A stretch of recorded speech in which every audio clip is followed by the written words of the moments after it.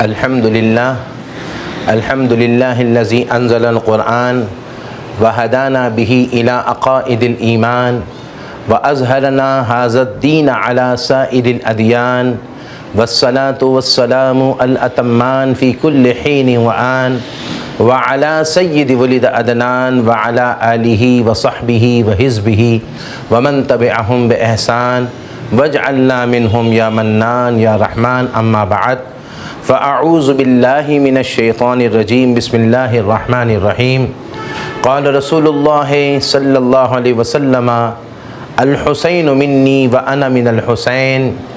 وقال رسول الله صلى الله عليه وسلم الحسن والحسين شباب اہل الجنہ او کما قال رسول اللہ صلی اللہ علیہ وسلم. حمد و صلات کے بعد فقیر مولانا صادق نقشبندی آج آپ کے سامنے کچھ لب کشائی کرنے کے لیے حاضر خدمت ہے. سب سے پہلے میں ایک بات عرض کروں گا، وہ بات یہ ہے کہ ہم جس سے محبت کرتے ہیں اس کو آسائش دیتے ہیں. ہم جس سے محبت کرتے ہیں اس کو راحت دیتے ہیں، اس کو سکون دیتے ہیں، اس کے لیے چاہتے ہیں کہ اس کے لیے آرام ہو، جو ہے آسانیاں ہوں. مگر اللہ رب ذوالجلال جس سے محبت کرتا ہے اس کو آزمائشیں دیتا ہے، اس کو تکلیفیں دیتا ہے، اس کے لیے مصائب ہوتے ہیں. سوال یہ ہے کہ یہ کیوں ہے؟ ہم جس سے محبت کریں، ہمیں اولاد سے محبت ہے، ہمیں بیگم سے محبت ہے، بچوں سے محبت ہے، ماں باپ سے محبت ہے. ہم چاہیں گے ان کے لیے آسانیاں ہی آسانیاں ہوں، فرمانیاں ہی فرمانیاں ہوں، راحت ہی راحت ہو. اس کے لیے ہم ان کے لیے جو ان کی ضرورت ہے ہر ضرورت کو بہترین انداز میں پورا کرنے کی کوشش کریں گے. اللہ جس سے محبت کرتا ہے اس کو آزمائشیں کیوں دیتا ہے، ان کو تکلیفیں کیوں دیتا ہے، ان کو مصائب میں کیوں ڈالتا ہے، ان کو آزمائشوں میں پریشانیوں میں کیوں ڈالتا ہے؟ جیسے ایک صحابی نے کہا یا رسول اللہ میں اللہ سے محبت کرتا ہوں. حضور نے کہا بلاؤں کے لیے تیار ہو جاؤ. عرض کیا یا رسول اللہ میں آپ سے محبت کرتا ہوں. فرمائے مصیبتوں کے لیے تیار ہو جاؤ. اب اللہ سے جو محبت کرے، حضور سے جو محبت کرے، یا اللہ جس سے محبت کرے اس کو آزمائشیں تکلیفیں کیوں دیتا ہے؟ سوال یہ ہے کیوں دیتا ہے؟ وجہ یہ ہے اصل میں جتنی تکلیفیں ہوتی ہیں، جتنی پریشانیاں ہوتی ہیں، اس پر وہ بندہ صبر کرتا ہے. جتنا وہ صبر کرتا ہے اتنا اس کو اجر ملتا ہے، جتنا اجر ملتا ہے اتنا اس کا درجہ بلند ہوتا ہے.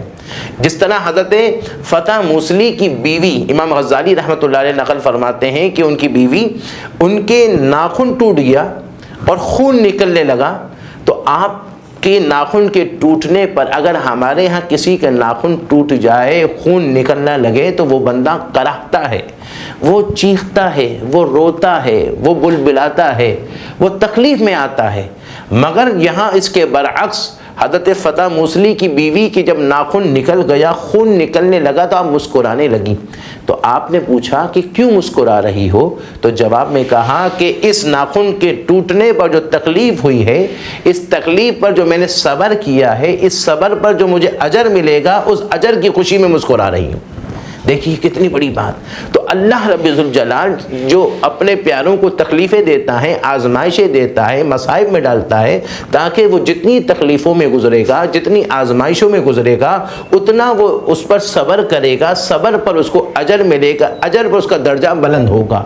اب یہاں جب اس بات کو ذہن میں رکھ کر جب ہم کربلا کے میدان میں دیکھتے ہیں، جو تکلیف، جو آزمائش، جو مصیبت، جو پریشانیاں، جو مصائب امام حسین کی ذات پر آئی، آپ کے شہدائے کربلا پر آئی، ایسی تاریخ میں کسی اور کا نظر نہیں آتا.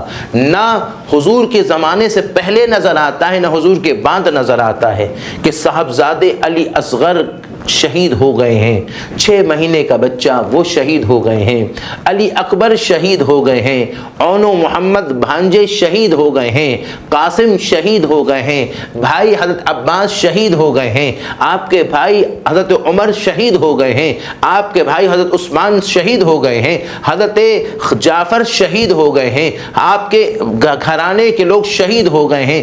آزمائشوں میں یہ اتنی بڑی آزمائش کہ پانی بھی بند کر دیا گیا، آپ کے لیے بڑے مصائب ہوئے، اس کی وجہ یہ ہے کہ جتنی آزمائشوں میں بندہ گزرے گا اتنا بڑا اس کو اس پر صبر کرنے پر اجر ملے گا، اتنا بڑا درجہ ہوگا۔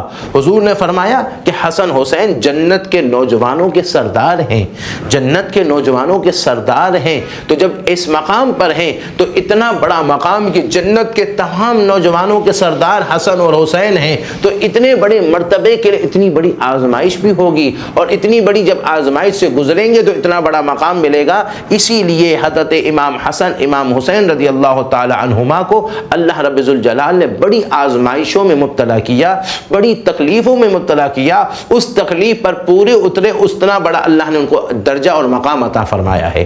ایک بات یہ ہو گئی۔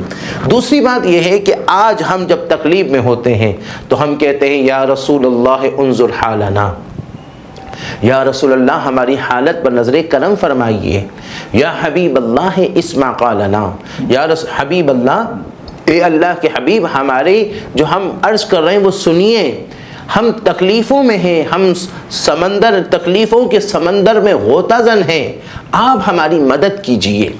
آج مشکل میں ہم حضور سے مدد مانگتے ہیں، مدد کے لیے پکارتے ہیں، مشکل میں ہم حضرت غوث پاک سے مدد مانگتے ہیں۔ مشکل جب بھی سر پہ آئی، تیری رحمت آڑے آئی، میں نے جب جب تجھے پکارا، کام آیا تیرا سہارا۔